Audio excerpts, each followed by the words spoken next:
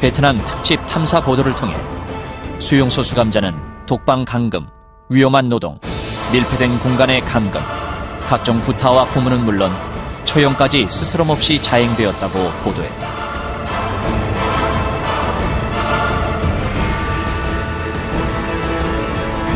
오렌지 카운티는 이 보도를 통해 정신개조 수용소에는 100만 명 정도의 사람들이 공식 절차 없이 강제 투옥되었고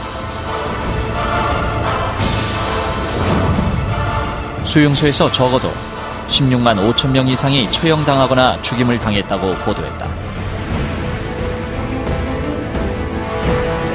또 수천 명이 대나무 죽창에 찔리고 독성 화학물질을 주사 맞는 등 다양한 학대와 고문을 당했으며 미국 국무부의 발표 자료를 인용해 17년을 투옥당한 수감자도 있었다고 보도했다.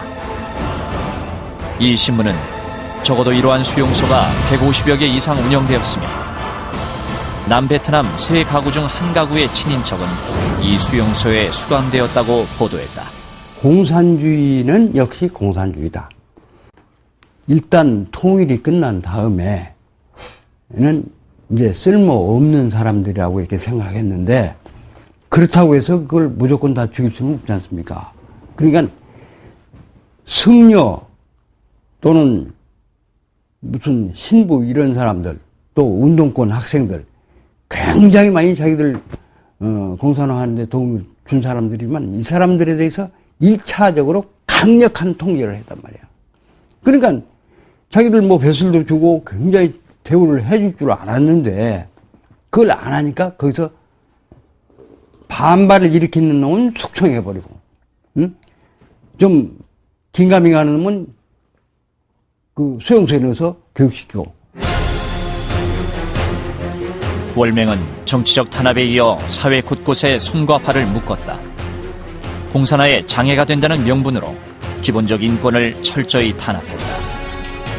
먼저 언론 출판의 자유를 박탈하고 집회 결사의 자유를 철저히 제한했다. 종교의 자유 또한 허락하지 않았다. 종교단체를 모든 사회단체의 상위 조직인 베트남 조국전선 산하에 강제로 편입시키고 종교계의 신문과 잡지 발간을 정지시키는 등 사회활동을 금지시켰다. 그리고 이에 항의하는 종교 지도자들은 줄줄이 체포, 구금되었다. 또한 변방의 신경제 지역으로 230만 명이 강제 이주되어 밀림 늪지대에서 굶주림과 질병, 착취로부터 고통을 겪어야 했다.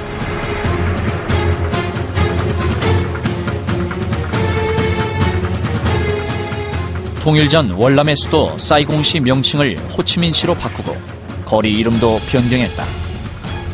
과거 남부사회의 흔적을 지우기 위해 월맹 혁명가들과 관련 있는 이름으로 대체한 것이다.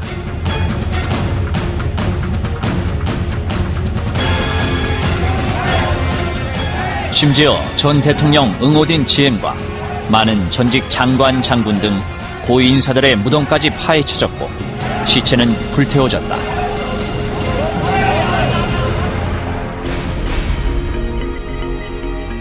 또한 자유시장 경제 체제를 해체하고 공산 사회주의식 통제 경제로 강제 전환했다. 먼저 500대 1로 화폐 개혁을 단행하여 개인이 쌓아올린 모든 재산을 몰수했다.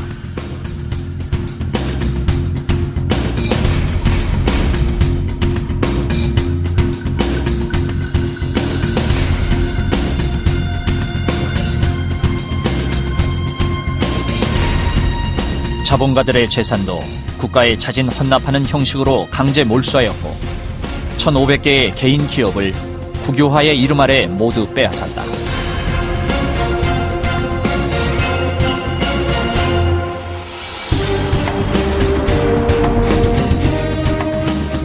농민들의 토지는 물론 농기계, 가축까지 몰수하여 집단 농장화하고 공동 생산 배급제로 강제 전환했다.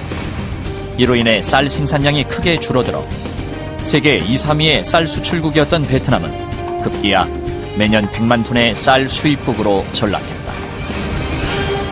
우선 사회주의 체제로 농업을 재편하려고 하는 농업 집체화를 이제 추구를 하는데, 그래서 그 농업 생산량을 감소시키고, 그래서 1970년대 말에 가면은 식량 문제가 굉장히 컸습니다.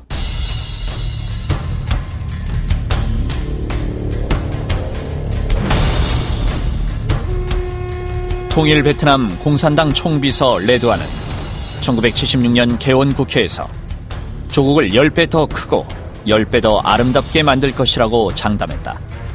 그러나 공산화된 베트남 경제는 10년도 못 가서 총체적 파탄 상황에 봉착했다. 400만 명 실업사태, 굶주림, 강제노동 등 극히 암울한 상황에서 월남 국민들은 탈출만이 살 길이라는 절박감에 조악한 뗏목과 보트 등을 만들어 목숨을 건 보트 피플 대열에 끼었다. 전신주도 걸을 수만 있다면 탈출할 것이라는 농담이 있을 정도였다.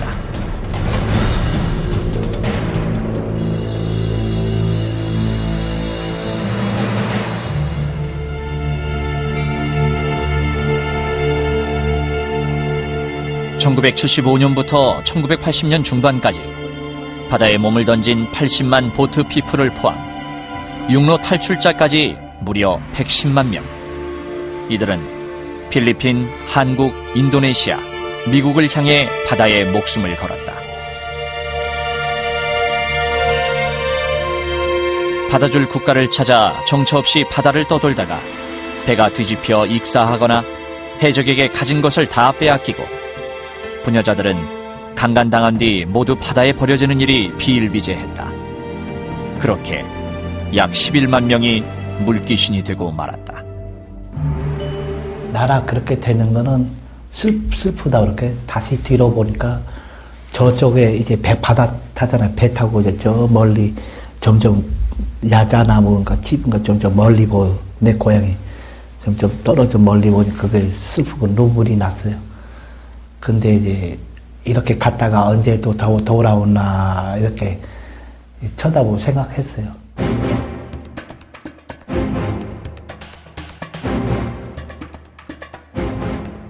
자유월남 시절 사이공 대학생이었다가 1985년 탈출한 리우딩 학생의 수기 중에는 이런 글이 있습니다. 나라를 망친 이유는 행정관료의 부정부패와 정당 간의 극한 대립, 공산분자에게 관용을 베풀고 처형을 못하고 감옥에 가두어 오히려 보호를 해주고 반정부 과격대모를 중지시키지 못한 것에 있다. 또한 그는 참담한 심경을 시 한 수로 대신했습니다. 멀리서 공산주의를 바라보니 금강석처럼 반짝이기에 무엇인가 궁금하여 가까이 가서 바라보니 그것은 피로 범벅이 된 눈물이라네. 자유월남의 패망은 월명의 군사적 공세와 정치 공작 때문이었겠지만 이에 동조했던 좌파들의 극렬한 반정부 선동도 커다란 몫을 차지했습니다. 결국 진짜 심각한 적은 내부에 있었던 것은 아니었을까. 또한 월맹에 적극 동조했지만 통일 이후 버림받았던 월남 내 좌파 인사들은 수용소에서 어떤 생각을 하고 있었을까. 나라를 지키기 위해 단결하지 못했던 월남 국민들. 오늘 우리에게 다시 한번 생각하게 합니다. 자유월남이라는 나라가 당당히 독립국가로 있었습니다마는 그 내부 분열로 또 주인의식 없는 그 안보로 갖다가 소홀했기 때문에 패망해가지고 자유월남이라는 나라 영원히 지구상에서 없어져 버렸어요. 전쟁의 그 경험을 똑똑히 배워야 되는 겁니다. 제가 지금 걱정하는 그겁니다. 월남이 그 패망할 때 똑같아요. 우리 지금 대나가고 있는 꼬라지가. 그렇기 때문에 위험하다는 겁니다, 이게. 정말 국가의 이익이 뭔가, 앞으로 우리 민족의 이익이 뭔가 해서 말이죠. 그런 사람이 우리에게 지금 필요해요. 바로 이 시기에. 하늘은 스스로 돕지 않는 자를 돕지 않는다. 돈으로 안보와 평화를 살 수 없다. 나와 우리의 안위를 누구도 대신 지켜주지 않는다. 오늘날 냉엄한 국제 현실 속에서 우리의 능력과 의지는 생존과 발전을 보장해주는 가장 기초적인 조건이다.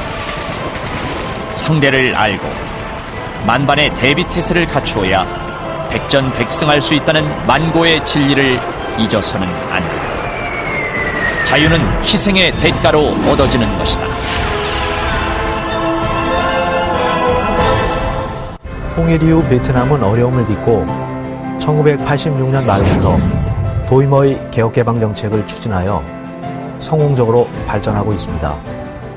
특히 한국과 베트남은 1992년 12월 수교한 이래 경제를 중심으로 실용주의와 화해 무드를 지속적으로 발전시킴으로써 매우 중요한 파트너 관계를 유지하고 있습니다.